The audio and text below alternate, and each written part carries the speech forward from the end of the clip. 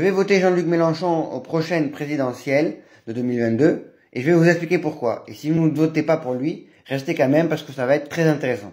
Alors déjà, en se basant sur les sondages, je vais parler que de 3 candidats. Macron, Le Pen, Mélenchon. J'écarte Zemmour et Pécresse parce qu'ils sont autour des 10% et ils ne seront jamais au second tour.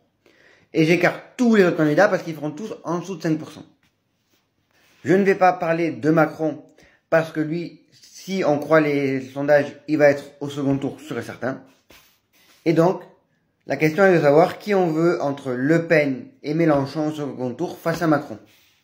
Si on a Le Pen au second tour face à Macron, pendant 2 semaines, on va avoir des débats sur l'immigration, la sécurité, l'islam, et très peu sur l'écologie, le pouvoir d'achat, etc., etc., l'égalité homme-femme. Et si on parle de l'égalité homme-femme, on parlera forcément du voile. Alors que si Mélenchon est au second tour face à Macron, ça va parler beaucoup plus du SMIC à 1400 €, ça va parler beaucoup plus donc du pouvoir d'achat, d'écologie, de transition écologique, et pas simplement que du nucléaire pour ou contre. Ça va parler d'égalité homme-femme, mais pas que salariale, etc., etc. Donc c'est à vous de voir sur quoi vous voulez que les Français réfléchissent pendant 2 semaines. Ensuite, au niveau des programmes, Marine Le Pen avait 144 mesures en 2017, elle en a plus que 24 aujourd'hui. Où sont passées les 120 mesures, Marine Le Pen? Où sont passées les 120 mesures? Pendant ce temps, Jean-Luc Mélenchon, il a plus de 600 mesures dans son programme. Il a des dizaines de livrets thématiques sur tous les thèmes. Et ces livrets thématiques ont été écrits parfois, coécrits ou co-réalisés avec des associations ou des gens qui sont experts dans ce domaine. Enfin, si Marine Le Pen est au second tour, est-ce qu'elle a une chance de gagner? Peut-être.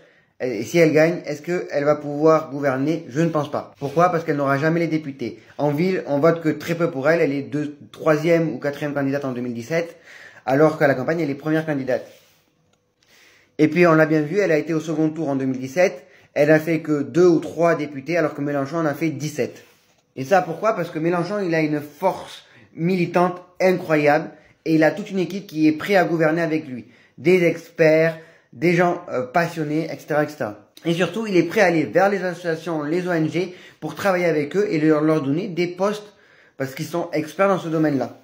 Alors que Marine Le Pen, elle est seule. Vous l'avez très peu entendu parler d'autres personnes qui seraient autour d'elle. Et surtout, contrairement à Jean-Luc Mélenchon, il y a eu des meetings d'autres personnes partout dans la France durant la campagne présidentielle. Alors que Marine Le Pen, pas du tout. Bref, je vote Mélenchon et je veux un second tour Mélenchon-Macron. J'espère que Mélenchon sera élu président.